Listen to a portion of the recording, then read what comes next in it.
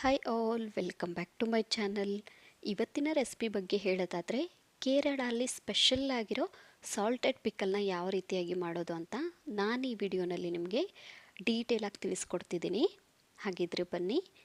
ಮೊದಲಿಗೆ ನಾನಿಲ್ಲಿ ಒಂದು 4 ಕ್ಯಾರೆಟ್ನ ಕ್ಲೀನಾಗಿ ತೊಳೆದಿದ್ದೀನಿ.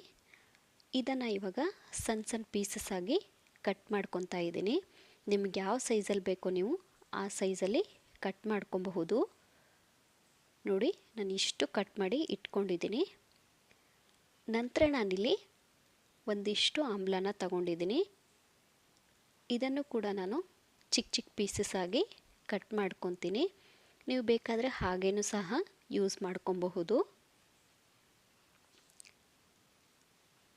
ನೋಡಿ, ನಾನು ಆಲ್ರೆಡಿ ಇಲ್ಲಿ ಕಟ್ ಮಾಡಿ ಇಟ್ಕೊಂಡಿದ್ದೀನಿ.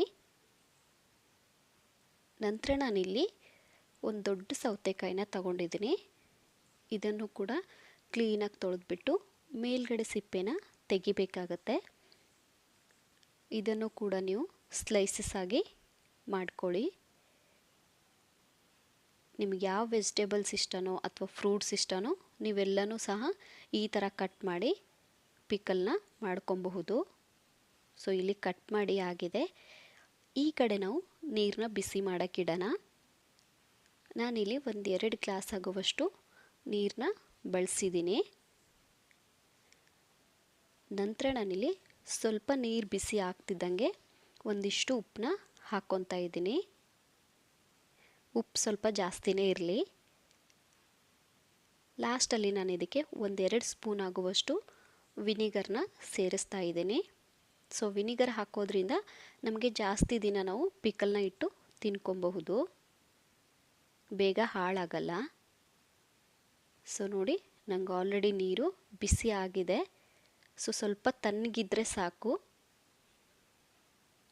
ಇವಾಗ ನಾವು ಒಂದು ಗಾಜಿನ ಜಾರ್ ಅಥವಾ ಪ್ಲಾಸ್ಟಿಕ್ ಜಾರ್ನ ತಗೊಂಡು ಕಟ್ ಮಾಡಿರುವಂಥ ಫ್ರೂಟ್ಸ್ ಆಗಿರ್ಬೋದು ಇಲ್ಲ ವೆಜಿಟೇಬಲ್ಸ್ನ ಈ ಥರ ಜಾರಲ್ಲಿ ಹಾಕ್ಕೊಬೇಕಾಗತ್ತೆ. ನೀವು ಬೇಕಾದರೆ ಸಪ್ರೇಟಾಗಿ ಹಾಕ್ತೀನಿ ಅಂದರೂ ತೊಂದರೆ ಇಲ್ಲ, ಸಪ್ರೇಟಾಗಿ ಕೂಡ ಹಾಕ್ಕೊಬೋದು. ನಾನಿಲ್ಲಿ ಒಂದೇ ಜಾರಲ್ಲಿ ಹಾಕ್ಕೊತಾ ಇದ್ದೀನಿ. ನಂತರ ನಾನಿಲ್ಲಿ ಕಟ್ ಮಾಡಿರುವಂಥ ಈ ಥರ ನೀವು ಕಟ್ ಮಾಡಿ ಮೆಣಸಿನ್ಕಾಯಿನ ಹಾಕ್ಕೊಬೇಕಾಗತ್ತೆ.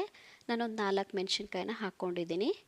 ನಂತರ ಸ್ವಲ್ಪ ಬಿಸಿ ಇರುವಂತಹ ನೀರನ್ನ ಹಾಕಿಬಿಟ್ಟು ಚಿಕ್ಕ ಸ್ಪೂನಿಂದ ಈ ಥರ ಮೇಲೆ ಕೆಳಗೆ ಚೆನ್ನಾಗಿ ಕಲಿಸ್ಬಿಟ್ಟು ಇದನ್ನು ನೀವು 6 ಮಂತ್ವರೆಗೂ ಆರಾಮಾಗಿ ಯೂಸ್ ಮಾಡ್ಕೊಬಹುದು. ಸೊ ನೋಡಿದ್ರಲ್ಲ ಫ್ರೆಂಡ್ಸ್, ಎಷ್ಟು ಈಸಿಯಾಗಿ ನಾವು ಸಾಲ್ಟೆಡ್ ಪಿಕಲ್ನ ಮಾಡೋದು ಅಂತ.